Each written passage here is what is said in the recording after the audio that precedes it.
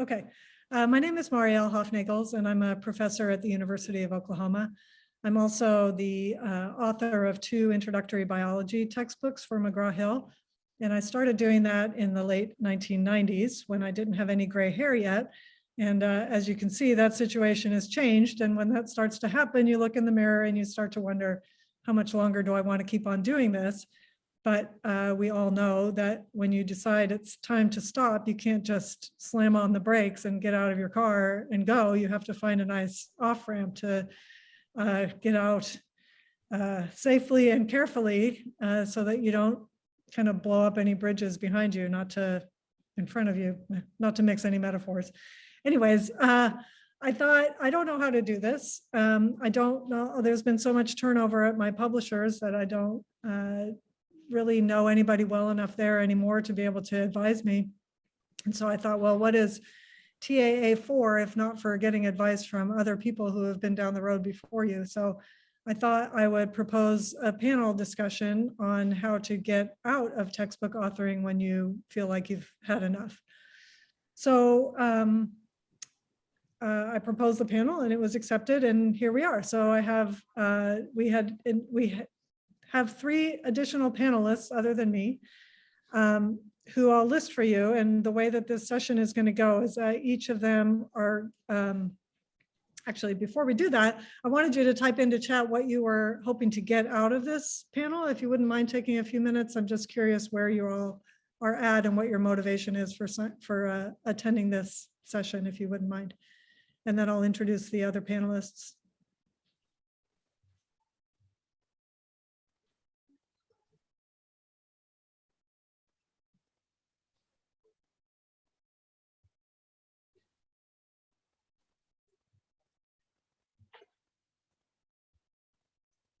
Oh, Kevin, are you really? I didn't realize that. Yep. Listening and learning from veteran textbook authors. Well, that is definitely going to happen here today. No question.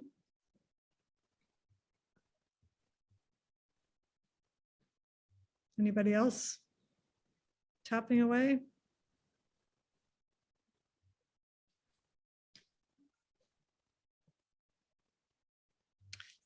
Well, experienced authors is what we have. I am so excited about the people that we managed to round up for this panel. Oh, good. I'm glad that there's a person who's already done it and is looking to share their experience with others. That's great. Thinking about retirement, planning for the future. Alan Grant, you and me are in the same situation. So thank you for writing that.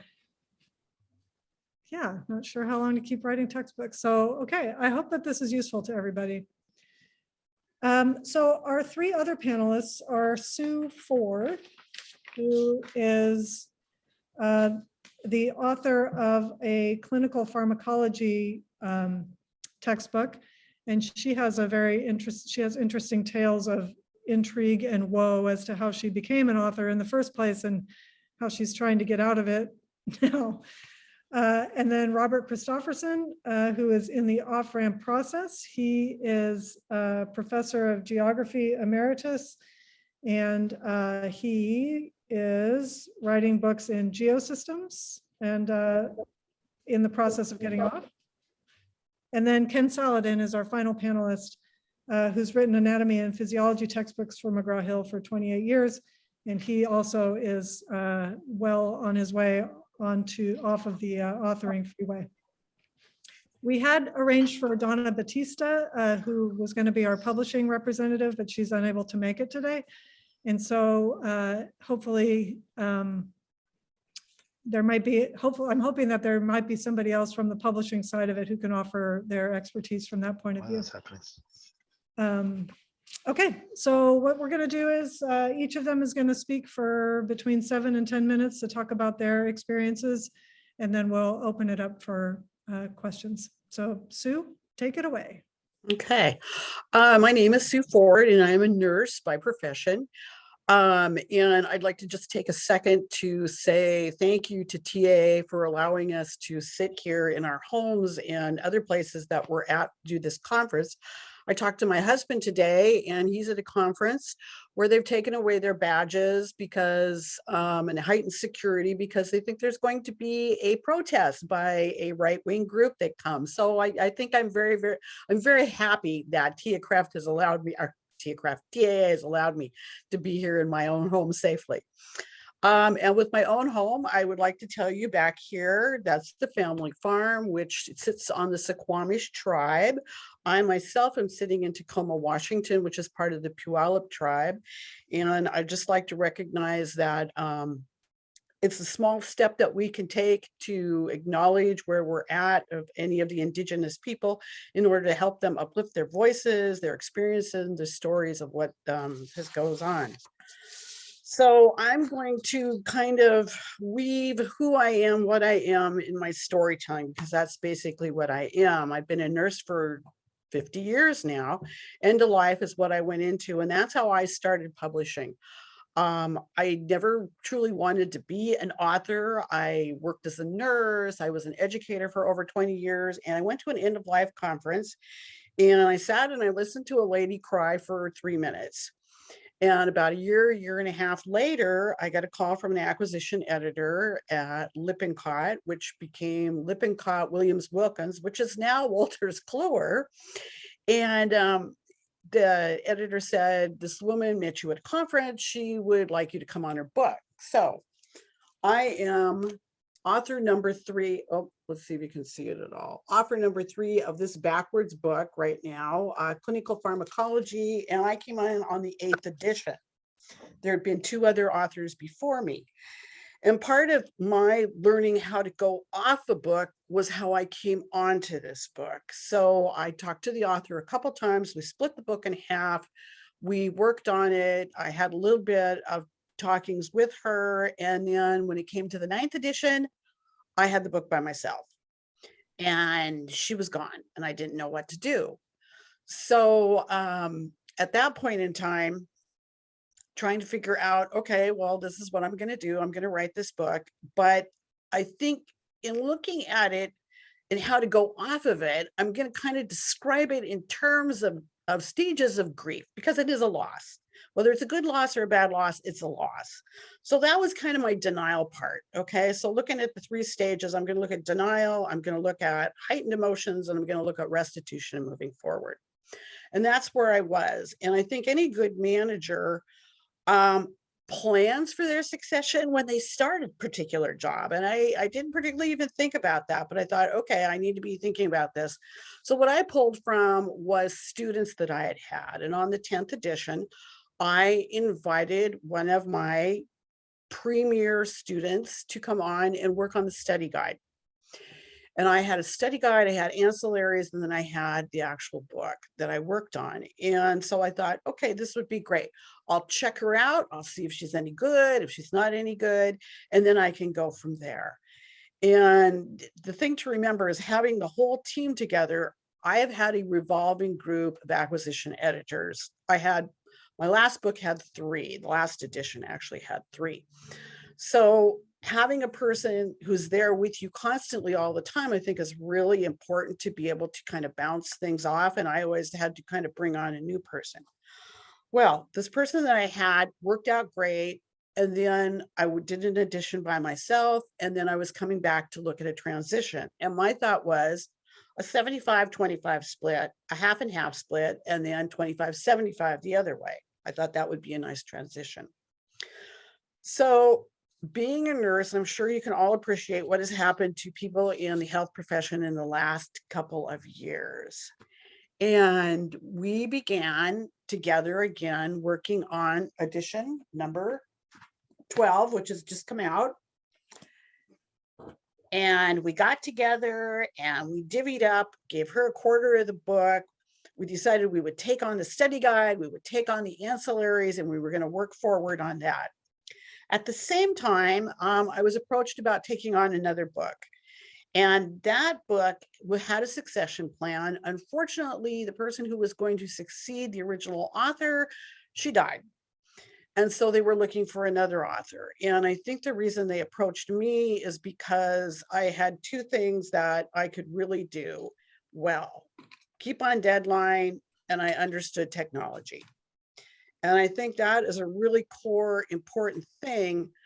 I know people look at, do you have the subject matter and can we teach you the other things? But I think when you bring those things on, especially if you have a publisher that's in constant transition, it is very, very helpful for them that they don't have to walk you through those steps. And so I think that that's really important, looking for a new person. What do they bring besides the content? Well, going into the next phase of grief. So I'm ready. I have a plan, and now the heightened emotions, and I am elated. This is great. I'm going to be able to deal with my granddaughters that are here in the background. I'm just going to have a wonderful life. My husband and I are going to travel. This is just going to be great.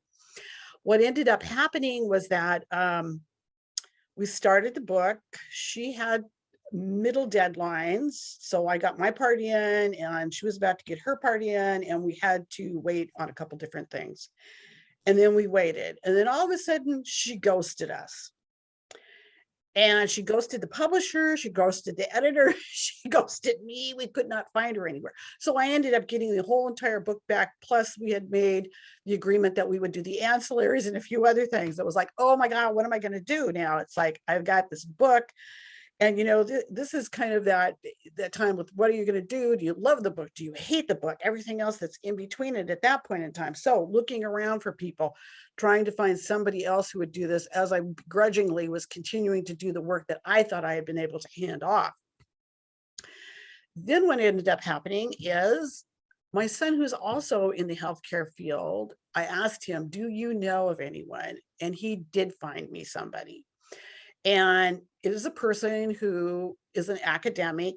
She understands a lot of the things that we needed in the ancillaries, because the ancillaries were a bit outdated, needing to be brought up to some of the professional standards and things like that. So that ended up being really good. So now I'm kind of in the game of chutes and ladders, where I thought I had somebody, I'm climbing up the ladder, I rolled the chute back down when that person disappeared, and now I'm starting to climb the ladder again. But I will be, again, grieving the loss of where I thought I would be, that I would be farther along in the process. And then now I'm back to, are we negotiating that 75-25 split, which again, I want to be playing with this person back here behind my shoulder, as opposed to working on a book.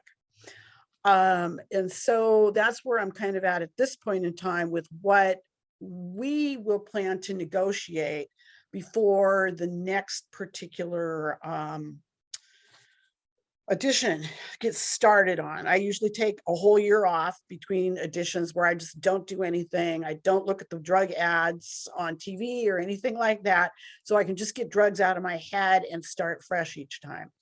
So that's where I am right now. So we're just starting at this point in time to negotiate what we want to do between the two of us on this next edition.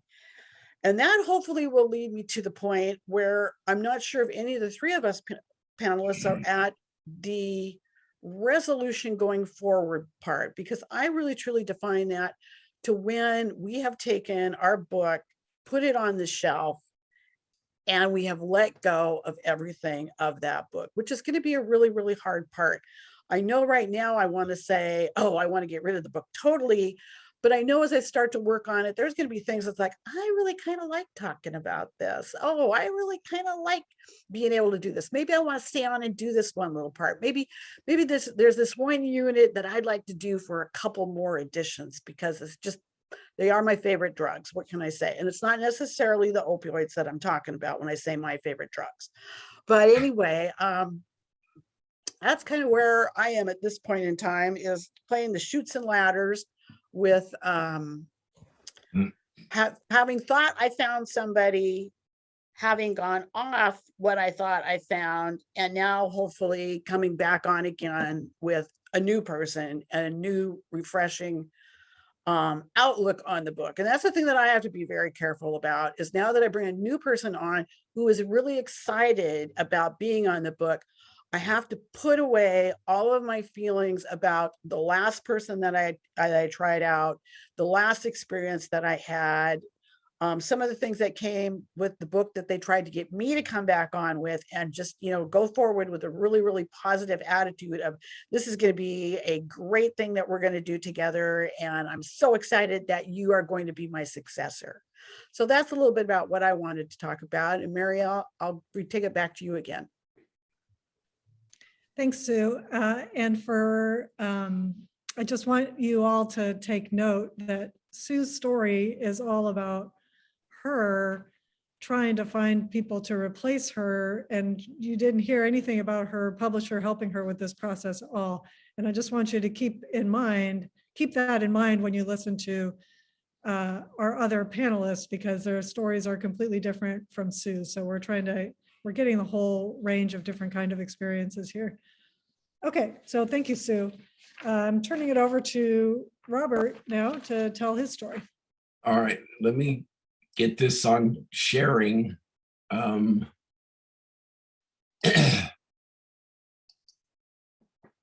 see.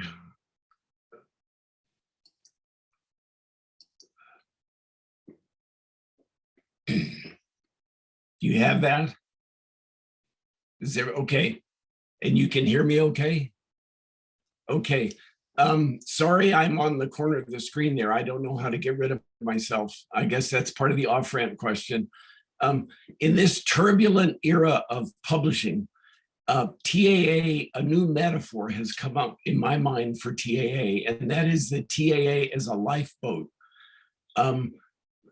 I joined TAA in 1989, went to my first meeting in 91, and found myself gathered with other people experiencing the same problems and prejudice and so on.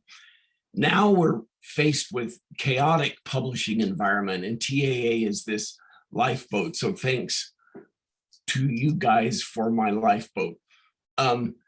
My first book came out in 92, signed the contract in 87. I've had 6 publisher owners and 18 editors, and I have seen, I think, everything. Every kind of production, every kind of screw up, editors quitting 24 hours before a big deadline, on and on and on and on. My first ebook came out in 2000. So this has been a 22-year process for that, not a new thing like many think. And there are 5 books in my franchise. I've done 35 books total, and I still consider myself a student trying to figure out what the hell's going on.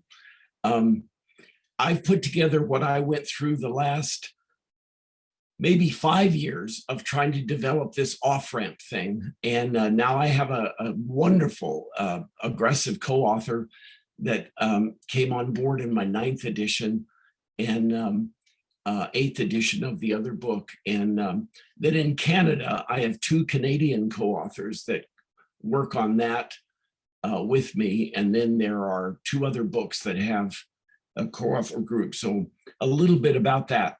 I would say I started by looking at people who had worked on ancillaries, and my lab manual collaborator, which fortunately was a colleague at the college who taught the lab, and tried to find a proving ground there. I recommend every author write their own test bank first, their own first edition student study guide or instructor's resource manual or whatever they call them now, and then bring on collaborators for that. So that was one resource I looked to.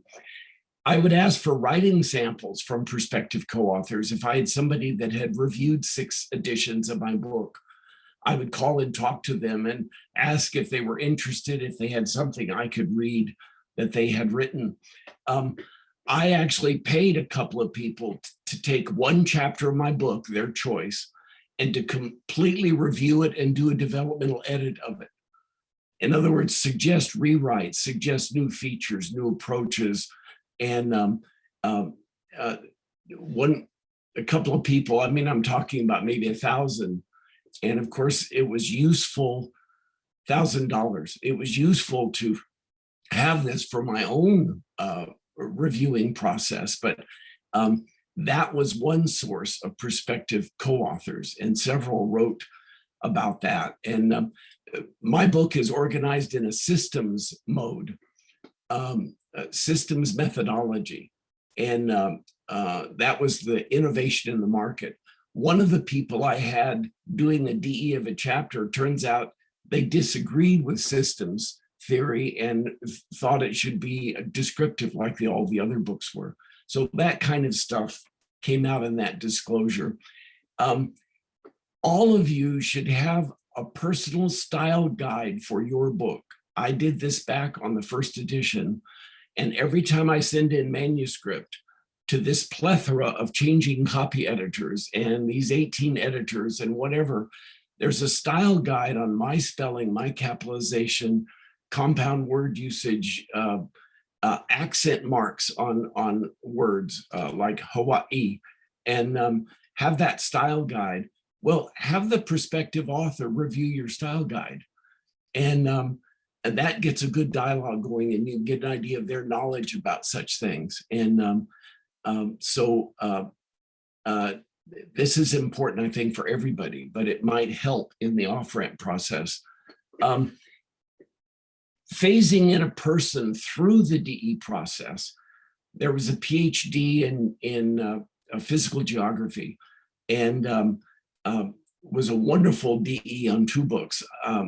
I did not have DEs on 5 books before that, and was surprised when I was supposed to have had one, but so much for editorial nurturing.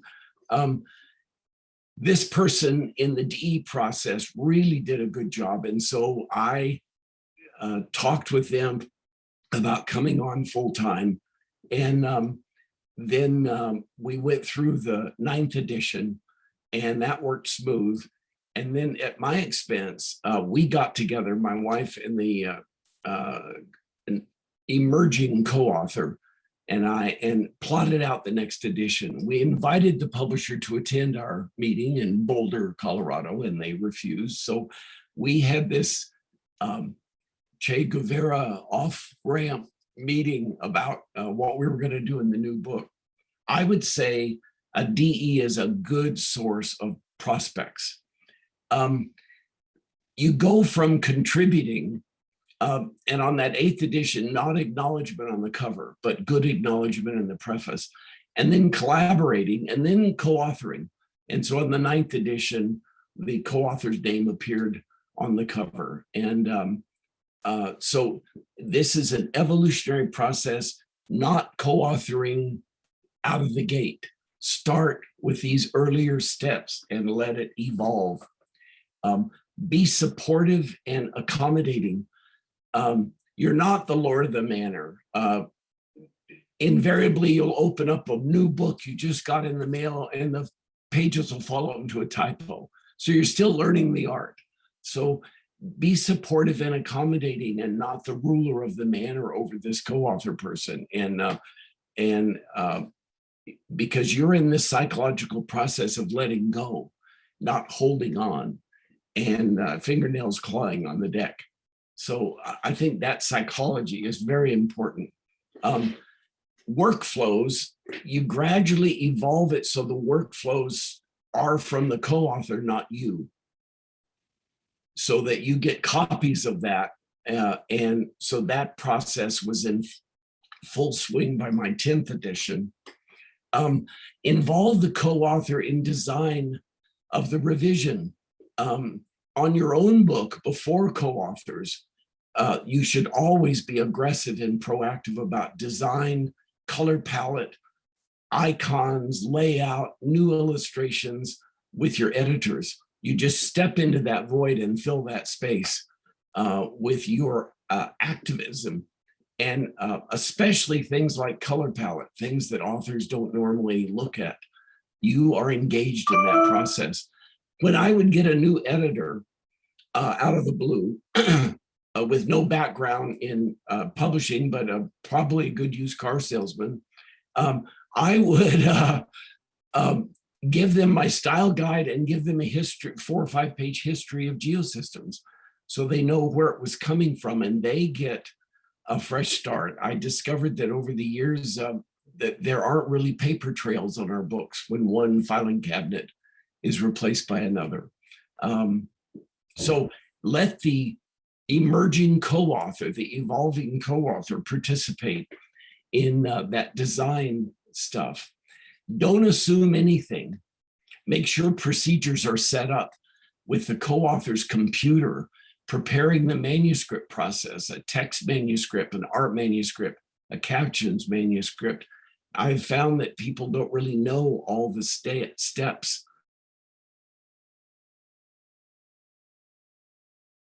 So you involve them in making the mortar, in assembling the bricks, in building the wall. You involve them at each stage.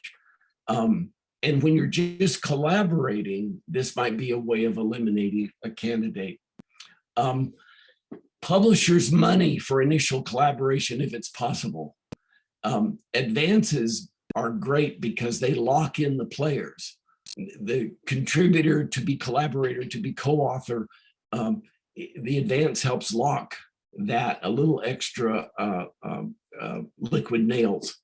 A grant for the co-author to help set up the writing studio. I found the publisher was agreeable to that. And you make sure that your collaborator has a set up workspace at home, not college office on campus. And grant money will help with that, which is not recoupable by the publisher. Phasing to royalty share, this was the trickiest part of all, as Sue said. There's an initial work for hire, and the publisher participates in that and pays an amount. On getting a higher rate than I do, that evolved to where my collaborator co-author is now at a higher royalty rate. But I found that if I gave up 3 points, those 3 points did not show up on the co-authors. I was thinking if I could phase it over, and no, I would give up 3 points, and lo and behold, in the fine print would find that they still had the person on work for hire. The publishing industry wants it all work for hire, I'm convinced. So this was a tricky operation to make sure my collaborator was getting royalty points. And this process went over several editions to get it right. If the edition concept is still in effect, now I say that because the word edition has disappeared from the publisher's vocabulary with some publishers. That means that if you negotiate a step-down contract where your percentage drops over, say, 5 editions, and there is not an edition concept, then they could do 5 editions in 4 months. So be very careful about that. I used to have evergreen step-downs and found it because the fluidity of the definition of edition had gone down the drain. So I have worked around that with amendments and so on. But the idea of an evergreen clause, that you will always get something into the horizon. But this part is the tricky part. And I think I've been fairly successful at making sure the royalty is coming in to the co-author. By the way, between each revision, the co-author and I have another one of these meetings where we lay out the preparation file for the next edition and respond to our reviewers. Basically, in all of this, release the outcome. It's time to let go. I college professor for 30 years, and textbook writing in college overlapped by 11 and almost killed me. And then when I retired from teaching full-time, then I went full bore into textbook writing, which I found was really neat to have a parallel set of tracks set up. So I didn't fall out of the classroom onto some golf course with too many divots. I would say those are the points that I would put out for discussion with everyone. And I hope in some way that helps all of you in our TAA lifeboat. Release the outcome, time to let go. Thanks, Marielle, it's yours. Thank you so much. What you said really struck a chord with me because when I started, I was brought on by the publisher as a co-author to an existing book. And they offered no training at all. It was not in any way a thoughtful transition. And I made so many mistakes that could have been prevented if just somebody had thought, okay, here's what a brand new author knows, nothing about publishing processes, and just give them a quick, don't write, back then we were using tear sheet manuscripts. Don't write stuff on there unless you really mean it to be going into the book. I mean, just simple things, just nobody told us anything. So I was amazed when we started that there was no instruction manual. Right. That's why I came up with the style guide. Well, my wife and I designed these art specification sheets. They had no method set up to submit artwork or original artwork. And the review process, it was as if everybody assumed everybody's John Wayne or something and knows how to do it. And it was, it surprised me, but I made sure that my collaborator, co-author didn't face that same unknown, and that this was laid out.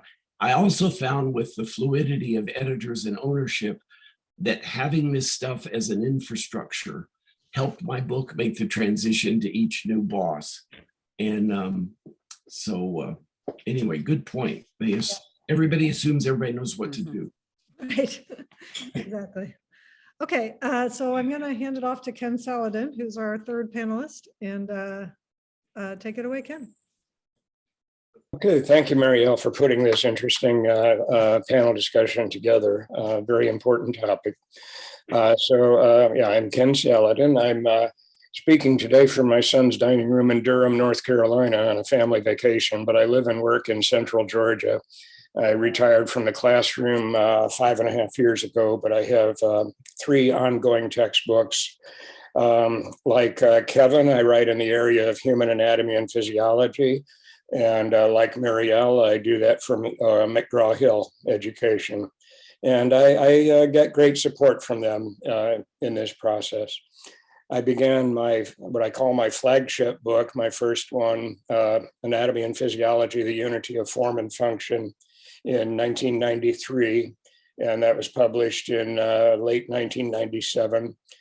And it took off well enough that in 1998, I was invited and signed to a contract for another book, Human Anatomy, sort of taking more or less half of the big book, but adding some embryology and other stuff for courses that teach anatomy only. Then in 2000, I was signed to a third book, Essentials of Anatomy and Physiology, for trade schools and other largely sub-baccalaureate level programs. And all 3 of those books are still ongoing. I have a total of 19 editions in English now. And I have books that I can't read. I've written books I can't read because they're in Italian, Spanish, and Korean. When to bring in a co-author? Well, I've just turned 73. I hope to be writing into my middle 80s at least, maybe even longer, depending on how I feel then. But I'm stepping back from the 2 smaller books, being mindful that we revise only every 4 years now. And it takes a cycle or a revision cycle or 2 to test a new author, and if necessary, to replace an author who doesn't work out. I felt it was time to start now to recruit a co-author for that middle book. I've always had a co-author for the smallest book. I can't let go of my lead book yet. Like others have said, it's hard to let go of our babies, but I'm transitioning the middle book to a new author. And I can't go cold turkey. I can't just hand it over and hope for the best. I feel like I have to transition to him through co-authorship to eventually his becoming a successor author. So we ran an audition process last year that ran from March through September 2021. My criteria for a suitable successor or co-author are they had to be a good writer, obviously. They had to be a generation younger. There was a guy that I would like to have taken on, but he's the same age as me, and there's no point to that. They have to, of course, have expressed an interest in writing, obviously. We wanted someone with US name recognition, someone who's able to visit campuses on book tours, present the book in the digital media, attend our anatomy and physiology conference, and become known to our US users. McGraw-Hill recommended 9 prospective co-authors to me. I didn't know of any other good prospects myself, especially someone a generation younger. So McGraw-Hill came up with 9 recommendations: people who teach the subject in the US, innovative teachers, judging, and they judged in part from Rate My Professor, looking for comments there, recipients of teaching awards, people who used my books and were familiar with my style, some of whom reviewed chapters or entire books of mine, people who had participated in focus groups and expressed an interest in writing, and people who had already worked on McGraw-Hill projects like ancillaries and digital media, who could make the jump to a textbook. So my editor, product developer, if you want to use that term, she and I devised a screening method where we sent these 9 people PDFs of 2 of my chapters. The idea here was an author for the human anatomy book. So we sent them one of my skeletal anatomy chapters, which is just straightforward anatomy, no physiology, but good descriptive writing is necessary. And we sent them my neuron chapter, which includes concepts of physiology that are especially hard to explain to students, very challenging to explain. We wanted to see how they would handle things of that sort beyond mere anatomical description. We sent them the peer reviews of those chapters so they could see what reviewers had already recommended for them and judge the candidate's ability to separate the wheat from the chaff. What are the nonsense suggestions and what are the meritorious ones that should be considered? We instructed these candidates to prepare a revision plan for each chapter to show what they would do to make them better, both in the writing and the artwork, to mark up the PDFs, edit them as they would if they were a co-author. And that could range from changing a few words here and there to writing fairly extensive text passages that they thought could be better. We told them to be sure to write in a style that would blend with mine so the book would come out looking as written by a single voice. We asked them to include a list of the reasons behind these changes that they suggested. I asked them to prepare 2 sidebar essays of 300 to 500 words on topics that I had no intention of using in the book, but which were challenging to see how well they could write and explain things at the level of my student readers. And one of those was COVID-19. The other was CRISPR-Cas9 gene editing. I asked them to include literature citations for those, which again, don't go in the book, but they were for me to be able to verify where they got their information. And then they included their CVs. We told them they would be judged on relevant and engaging content for our type of reader and the course needs, their attention to details and consistency of terminology, their attention to standards of diversity, equity, and inclusion, accuracy of any line art that they prepared, and meeting deadlines, not turning work in even a few days late. McGraw-Hill paid them $1,000 each as a work for hire so that whatever they wrote became our property and I could use it in the book if I so desired. All of these files were sent to me once they'd all come in, identified by initials only. So I reviewed them initially blind as to the person's identity, race, sex or gender, institutional affiliation, age, or anything else about them. All I had was their writing. I grouped them by triage. I found one unacceptable, 5 doubtful but possible, 3 decent prospects. I can tell you the criteria by which I judged them that way, but mindful of the time, I can maybe leave that until the question and answer period if anybody wants to know how I separated these candidates out. But one of the 3 had such good ideas that I was often anxious to jump into my own manuscript and write some things in based on his suggestions right away. So I found myself early on leaning toward this person. Then after I had told my editor who I thought my top three choices were, she agreed. She had picked the same three. She then sent me their CVs. And so this is the first that I knew anything about these people. There were 6 men, 3 women, 1 Indian, the rest white. But the top 3 turned out to be all white males. So I would have liked more diversity in the authorship, but it just wasn't there to draw from.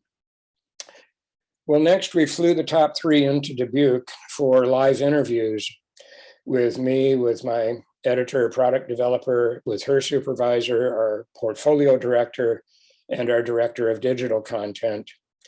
We met one a day. We started with happy hour at the hotel just to get to know each other personally and socially.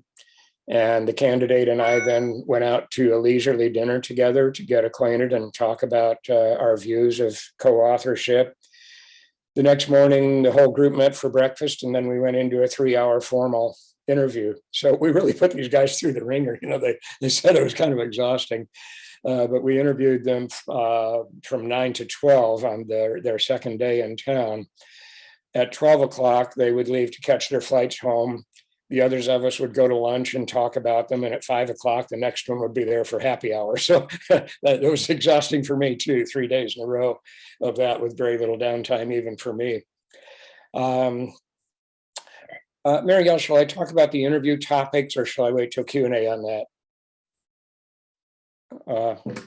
Well, we can bring this up. If anybody wants to know, I can talk about what points I brought up in the interviews, what I wanted to know about them, what we talked about in the Q&A, I mean, in the interviews.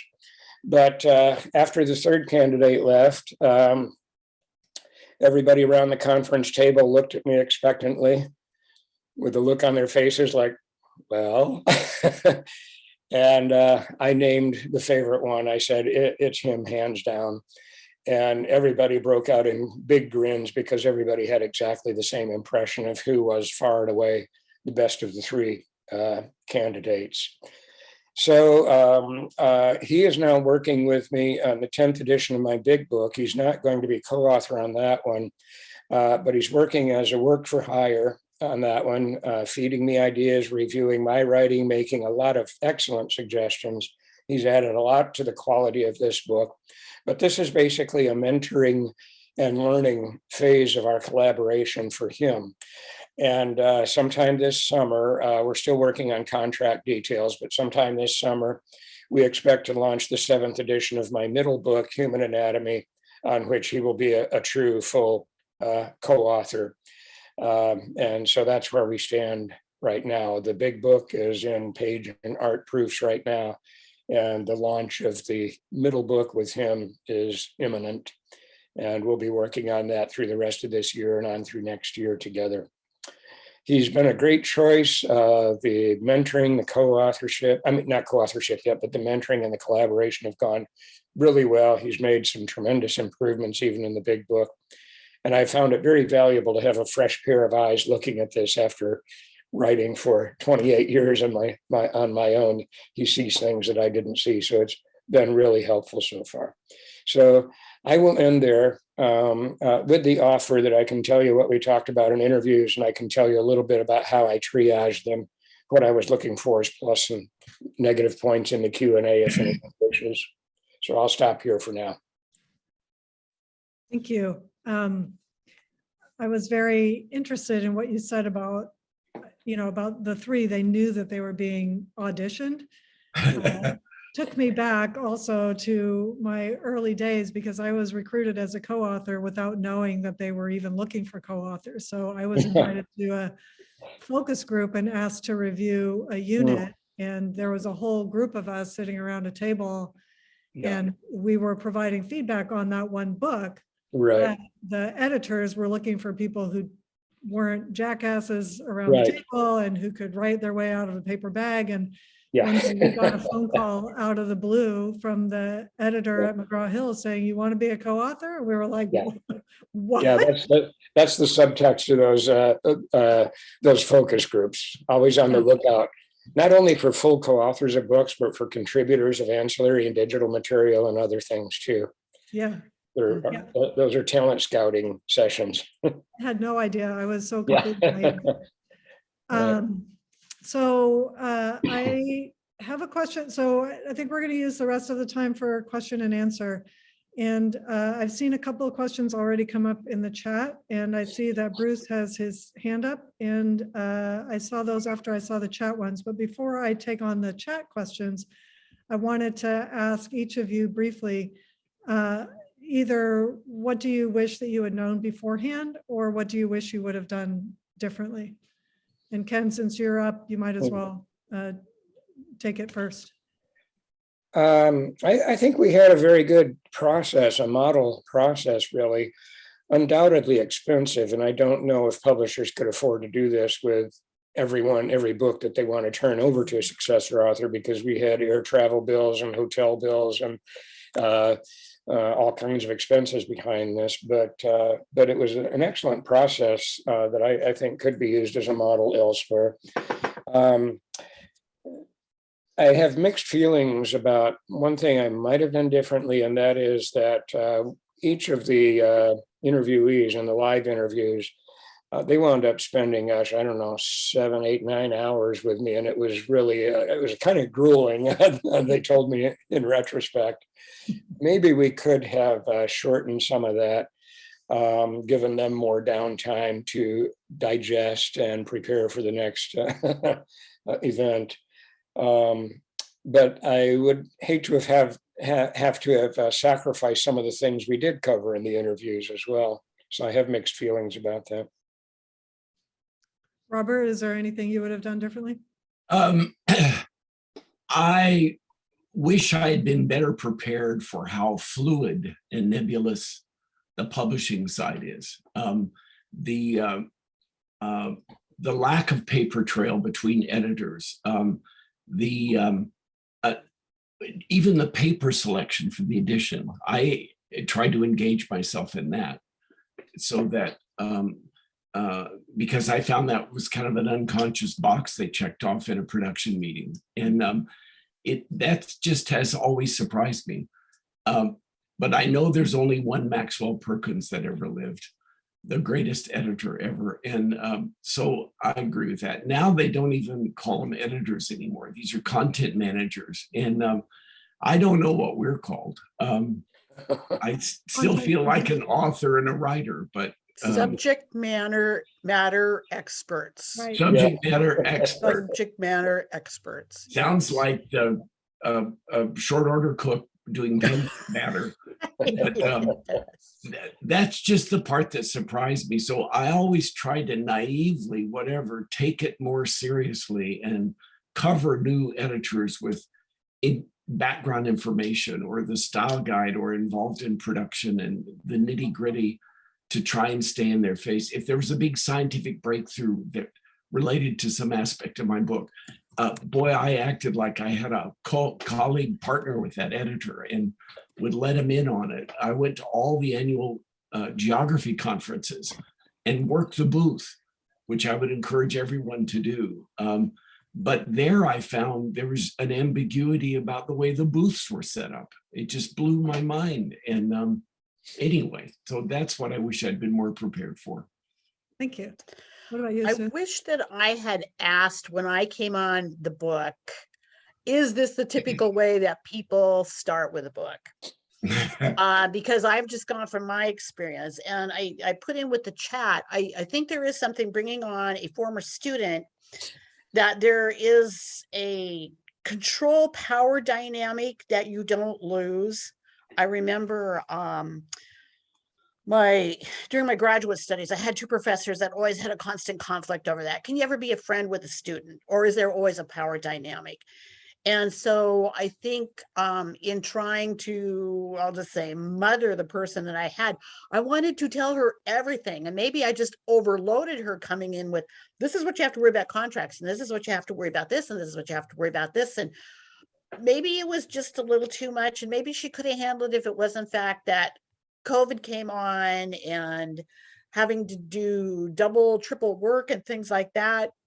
That might have been, a big factor in what happened with me. But, you know, I still want to provide a lot of the things that I need to provide. And I think it's really important to understand contracts and things like that when you first come on, rather than when you are in a few editions in. So I think I'm going to take that just a little bit slower this time when I'm working with a new person that I've got. Yeah, that's a good one. I think I think I'm gonna just deal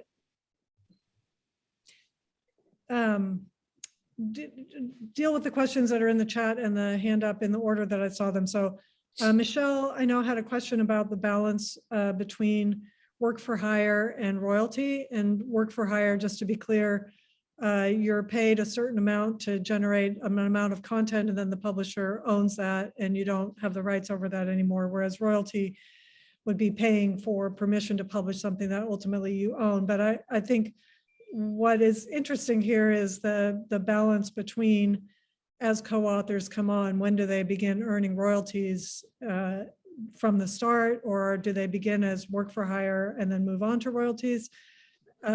What sort of insights can any of you provide on that? I wasn't able to get it from the start. They wanted to pay her work for hire. Mhm. And and I agree with the one comment that came in about getting addendums or amendments every contract. And so I worked that around where she would get a share, but I found they would not, if I lost 3 points, they wouldn't add 3 points to hers, which is what I'd asked for. In other words, if I come down, then I want those to go to her because she's taking over the process. Well, would do that with work for hire. And so that's been a struggle, but I think we've ironed that out now. But now we're dealing with all the other fluidity and chaos in the biz. Well, and I'm not sure if sometimes the publisher doesn't have it in our best interest to protect us when we have our royalties, when we say, okay, we want this person to come in as a co-author and we want them to start to share. And it's kind of like, I sometimes felt with one of my editors that it was like, well, you know, you really want to wait and look at this and really make sure this is a tested person before you start to give off shares of your book, as opposed to having somebody, you know, who's working as a for hire in terms of that. And I think looking at going into this next one, we're going to have discussions and some representation with the same legal person, so that there are things that we possibly can't share with each other, or, you know, that's requested by the publisher. But when we have the same representation, that person will be working in our best interest to kind of nudge us with, maybe this particular contract isn't in your best interest.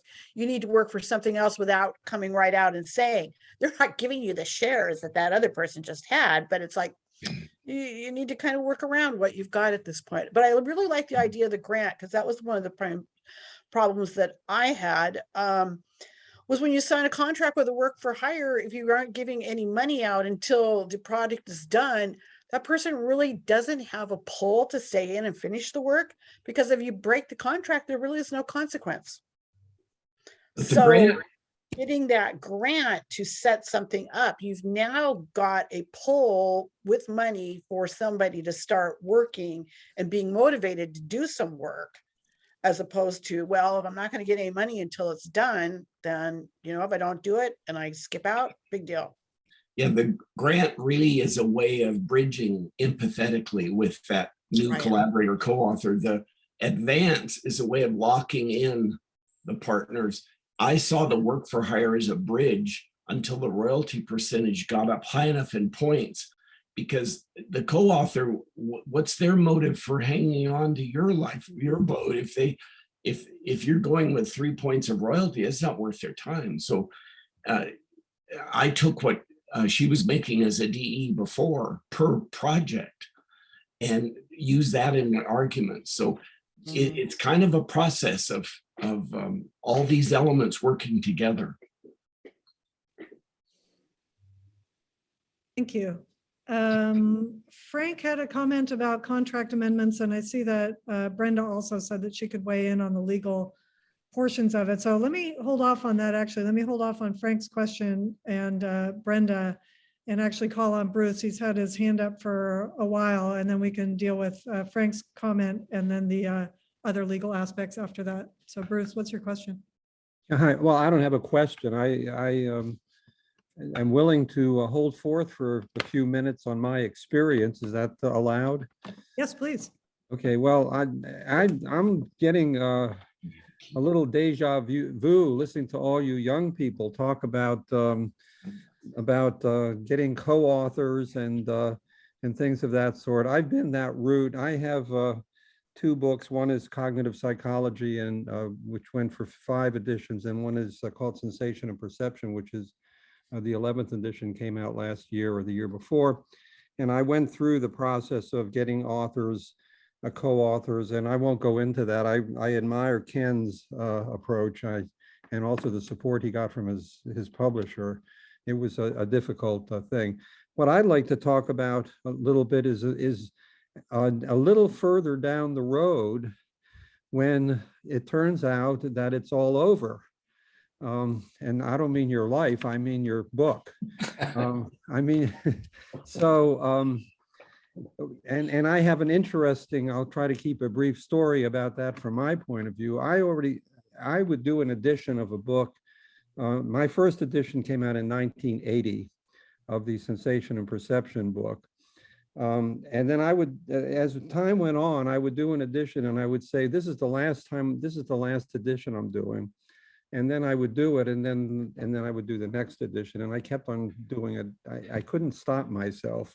I just kept on doing one edition after the other. And then one day, about I can't remember the time, 3 or 4 years ago, I got a phone call from the author relations person at Cengage, which was my publisher. Now, if you get a call from your author relations person, you know that there's trouble. At least that's what I think. We had this nice little conversation. You know, authors relations people are trained to like make nicey with you. And then she broke the news to me that what the publisher wanted to do is to buy me out, which means that they're going to give me a lump sum, and then I don't have anything to do with the book anymore. At that time, I did have a co-author for the Perception book, who I was pretty pleased with, and probably will end up taking it over. But in any case, what happened was that there was a negotiation period that went on. At first, I didn't want to do it, and then I decided to do it. And I want to say that Brenda Ulrich, who happens to be here, I luckily found her, and she helped me negotiate with the publisher and get what I thought was a fair deal. Thank you, Brenda. It was nice to get the moral support too. So in the end, I signed the contract. I signed the buyout. Okay, and so I guess what I'm talking about is what happens then. You've been working on this project for 20, 30, 40 years. It's sort of your life, at least for many of us. And then all of a sudden it's over. It's the classic, what do you do when you retire from work routine? And so it's something to think about. The question is, what do you get out of doing these books besides the royalties and the money? Everyone might have different answers to that, but I think that one of the things that it did for me is I had a lot of interaction with people at the publishers and my co-authors, and it was very fulfilling. And all of a sudden, I'm out there alone. And my solution turned out to be that I started writing some books that I wanted to write that were not textbooks. They were science books, but they weren't textbooks. And I'm still writing because it turns out that, let me just tell you, I'll wrap this up rather quickly, but I'll tell you a quick story about a conference I went to at the University of Arizona. And one of the panelists was a guy by the name of Elmore Leonard, who many of you have probably heard about. He was a very famous detective writer. And Elmore Leonard said, someone asked him, and he was about 5 years from, I think, when he was going to pass away at the time, and he'd written many, many books and had movies and everything. What do you do? You've written all these books. And he said, you know, you don't have to write anymore. And he said, well, I get up in the morning and I sit down at my desk and I write for 5 hours. He says, I'm a writer. That's what writers do. Now, I don't know if how many of you feel this way. I never thought of it that way, but it made me feel better when I saw that, when I heard that, because that was my life, was writing. And so I guess what I'm saying is the solution I found was to continue writing, but in a different way. And now when I look at my textbooks, I look back, every once in a while I go to my bookshelf and I open one of my textbooks and I say to myself, who wrote that? You know, that's pretty good, but it just seems so far away. So I just want to sort of alert you that there is a time when all of a sudden you have to sort of start thinking beyond getting co-authors and stuff like that to the next stage. So that's the old guy's perspective, and I'll stop there. I'd like to speak to that for just a second. I think that is a real issue with a lot of people in our generation, that our identity has been what our work job has been. And I agree with Bruce on that. My mother passed away just a little bit before COVID, and what I found in terms of writing was writing up family stories, because we have a very big extended family. And there were a bunch of different people who knew little things about my mom, and trying to put that all together into a story. That was something that was very fulfilling for me. And I think that's something that's really important for anybody in any profession, is you've got to figure out what is going to be that next thing that's going to fill that void of time and give you that same inner satisfaction that you have. And that I think is a real challenge for everybody that's in our age group at this point in time. Definitely. So Frank had written that he insisted on a contract amendment for each edition that mostly stated the royalty split between he and his co-author, specifying other details as well. I'm curious about when that should happen. I don't have any such arrangement in place. So I'd like to hear Frank's comment on that, but I'd also like to hear Brenda comment on just legal issues in general. That would be useful for people in the group. And I agree and endorse the amendment addendum concept. I already said that. Okay. Right. So early on, I do this. So when the editor reaches out and says we're coming up with an edition, and I'm assuming now I'm working with my co-author. And initially it was a new co-author, but I knew him. We were working well together, but I still, you know, you don't want to give the book away. So I insisted it was going to be on this edition. And there were things like, well, does his name appear on the cover? Well, eventually, yes. And then what's the royalty split? The co-author kept pushing. He wanted to go to a 50-50 split, like very quickly. And my contract says that when the publisher asks me for a revision, if I turn it down and they have to go find someone else, I will still get 50% royalties for that edition, and then it will phase down. So I said, hey, I get 50-50 anyway if I do no work. So, you know, I'm still lead author. I'm doing most of the work. And he agreed to that. So, but it was important. My co-author and I agreed on what the split was going to be, what whether he's going to be on the cover, that kind of stuff. I went to the editor and say, look, this is what I want. And we want it signed before we start work.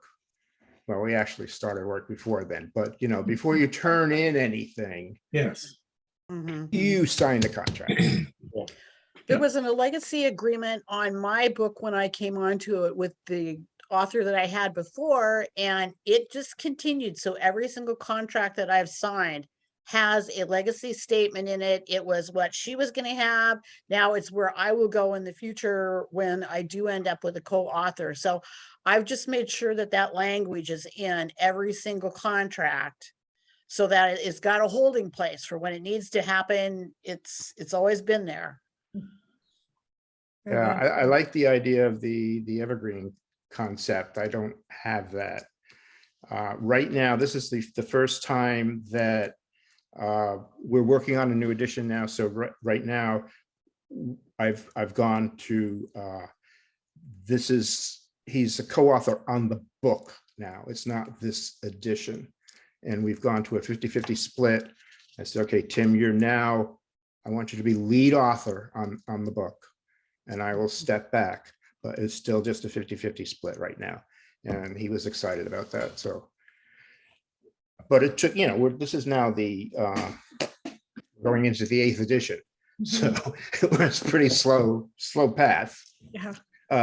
He wasn't co-author on all the editions, so if it wasn't that slow, I'd say maybe this is the fourth revision for him. I think it comes back to the title of this session of you can't just slam on the brakes and decide you want to quit. It's a very, very long process. That's something that you really need to prepare for. Right. I don't have any thoughts right now of quitting. So, I'm relinquishing control. I mean, part of the issue for me is that I'm in computer science. It changes so rapidly. I'm not teaching anymore. My co-author is younger. He's still teaching. He's on the edge of things, and it just helps a lot. Yeah. Okay, I see Michelle has another question about contracts. So what I would like to do is to have Brenda weigh in. And I do want to leave a little bit of time because I'd like to circle back to Ken again to talk about how he auditioned his prospective authors. So Brenda, would you mind speaking for just a few minutes about contracts, please? Sure. Yeah, and I think it's really interesting to hear this whole conversation, and I'm sort of mapping it to the various situations like this that I've represented people in. And I've done it a few different ways. Sometimes I represent both parts of an author team, the sort of the first author and then the junior person being brought in, which you all have discussed can be done on a edition by edition, sort of in the audition process, but generally with the thought towards, if they work out, that they would be the successor author. In other cases, usually I've represented the junior author being brought in. They had a senior author with their own attorney, and that attorney said, you should have your other junior author should have their own lawyer. I think it can work both ways. If you are going to both be represented by the same lawyer, it's very important to have the representation agreement with the lawyer spell out that if a conflict arises, the lawyer can't represent both of you and either has to step out completely, or it's decided ahead of time who they will continue with. And the lawyer should be the one to, should be alerting you all if they think a conflict has arisen between your interests in that negotiation. If it's two attorneys, one representing each author, it can sometimes be very collegial. I've also seen tensions arise between the senior and the junior author. I think Frank got at some of this. Often the junior authors want to move faster into the split than maybe the senior is ready for. Sometimes the junior author feels like, well, I'm doing all the work now. Why am I not getting, it's all those kinds of things. So, it's legally apart. You have to kind of always be mapping that to the relationships that are, continuing on. Tricky thing also is often, and I think Robert was getting at this a bit, is that you will logically say, well, if my royalty is, say, 10%, if I'm getting less, the other author should get the rest of the part I'm not getting. Publishers don't always want to structure it that way. They often see this as an opportunity to, cut back on their author costs. Yes. So I think that's where the senior author can really advocate for the junior author and try to protect them, because they don't have the leverage that you have for that. But, you can anticipate there might be resistance from the publisher for that. Also, if you have a legacy older contract, if you've been to other TAA sessions, we always say, don't go to a new contract easily or willingly, because the older one is probably better. The publishers want to use this opportunity with the new author to put them on the new contract rather than to have your contract amended to bring them in. So that, and some will resist that more than others. So, that can go in different ways.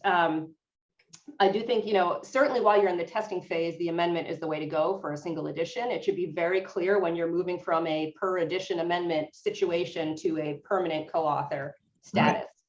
Right. And one thing I, think about, you all have probably thought about your step down, your, like Frank mentioned, the first edition where you get nothing. It's worth thinking about that for your co-author too. There's no reason they can't get those protections built into their contract at this stage of the game too.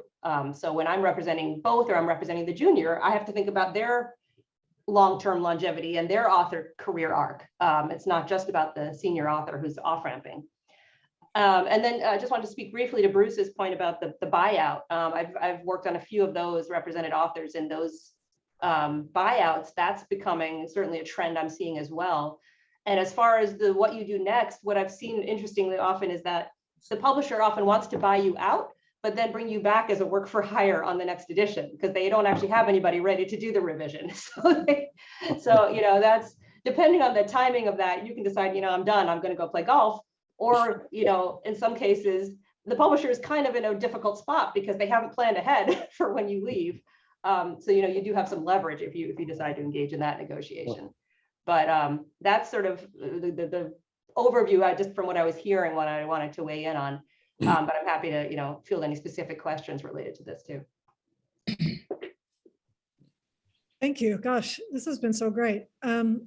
Ken, I wanted to, I have a feeling that if we engaged in the topic of contracts, we would definitely spend the last 15 minutes doing that, and we'd feel like we barely touched it. So I do want to return to you and talk about how you did the interviewing, which is sort of a nuts and bolts kind of thing that people might be curious about.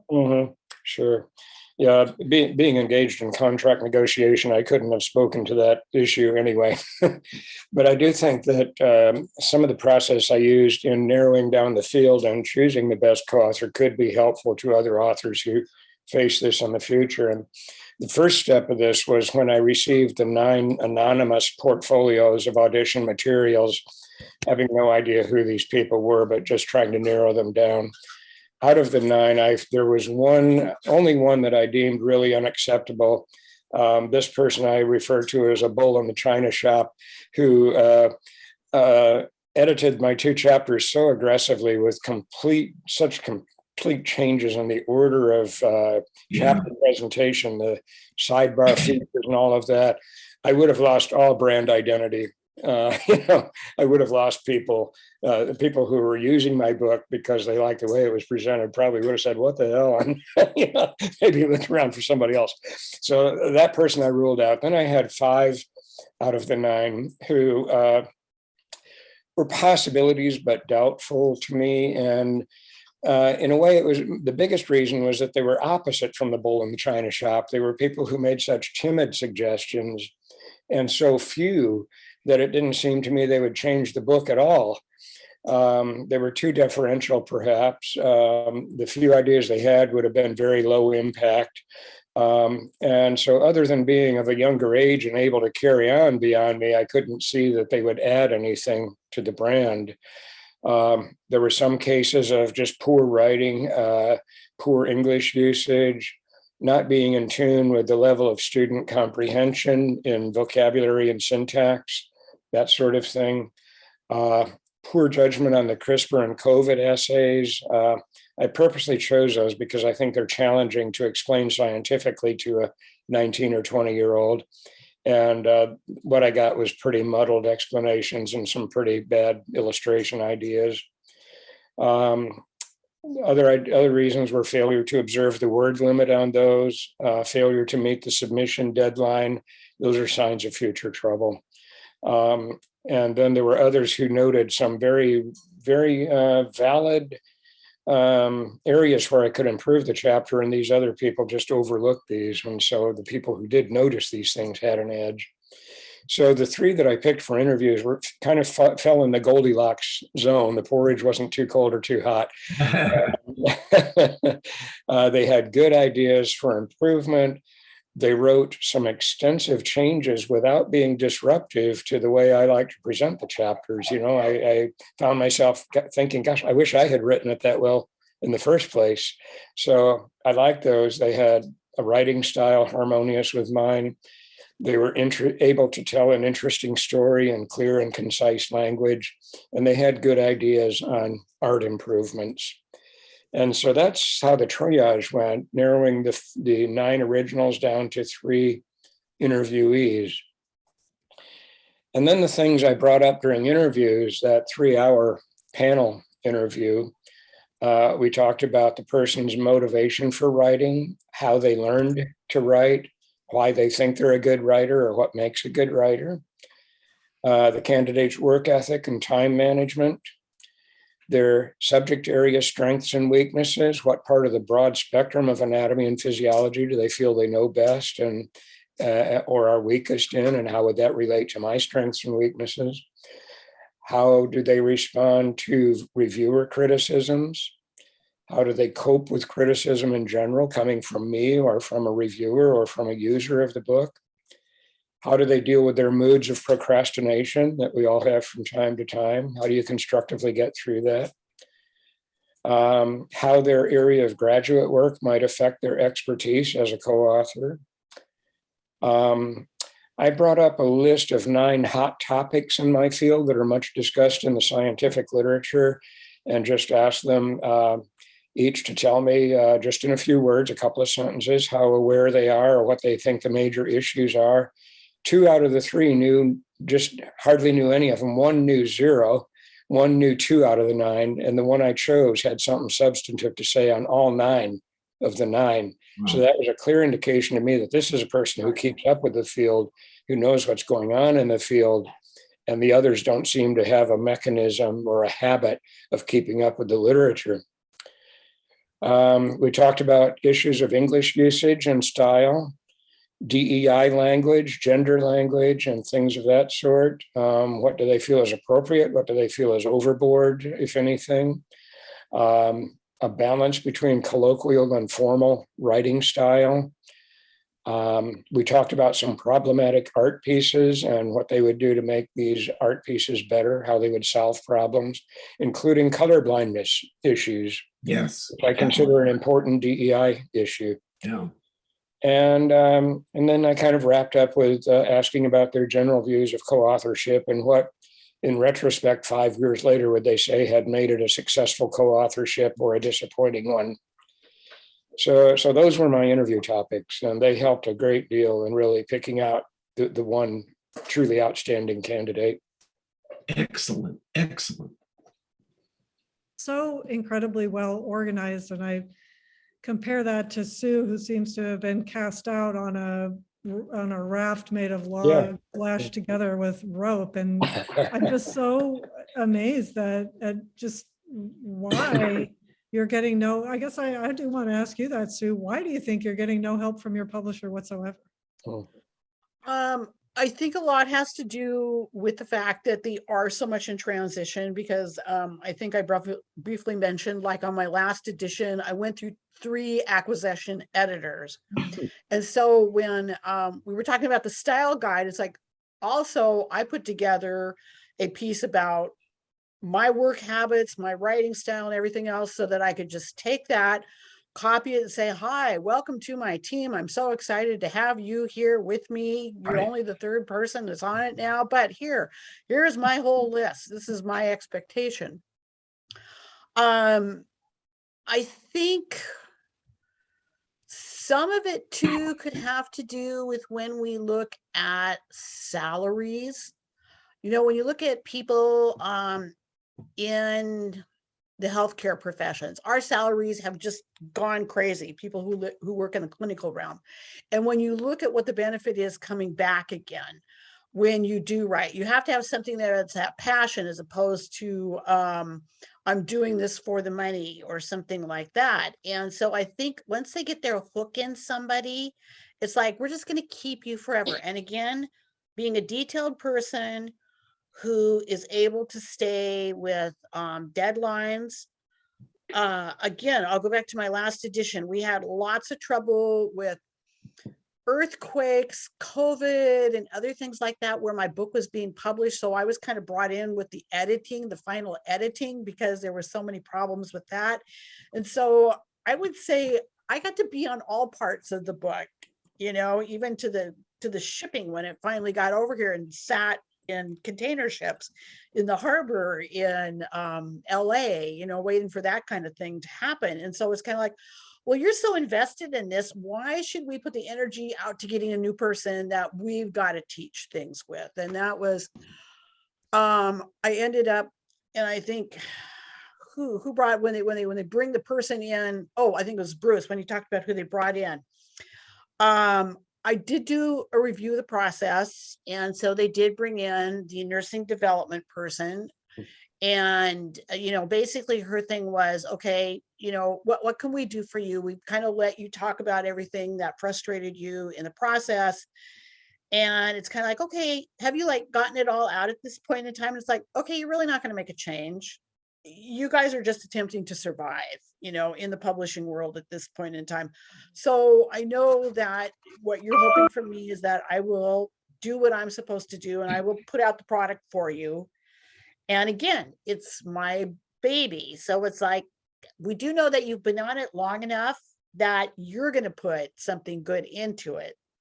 And when we need to really, truly do something, we will. And again, I'm only 68. I am just a child, as Bruce said. So talking, you know, listening to Ken, it's like, they still have 20 good years out of me. I just have to keep saying, no, no, no, you don't have 20 good years out of me. And that, I think, is what's important about bringing a really young person in. And again, the person I have now is just early 30s. Ariel, one thing about the interview stuff that in the detail, the excellent detail that he would ask the co-authors, that Ken would ask them. Then after you've got that co-author, I talked to you about having face-to-face meetings with my co-authors. We laid out our production file, our design for the new edition. And that to me started way back years ago, where 5 or 6 books were with the same third-party off-campus production company. We would meet with that production editor as soon as that company was named. And the editors at my publisher were always invited to attend, but never did. And so we would meet, and I would lay that out with the production manager of the off-campus publishing house. One of our closest personal friends is Suganya Karpasamy in Chennai, India. I've never met her. I don't know anything about, but I get up at 2 a.m. and have a live call. And she did 4 books. And that engagement that you had with your interviewee, please, everybody, start that with your content manager, your editor now. Do that with your production editor. We had a production manager that when they saw our style guide layout, they started crying. They had never seen that before. Okay, so think of not just what Ken was saying at that moment, but make that part of your whole detailed assault on this enterprise. And for Bruce, we have a skill set of being writers, educators.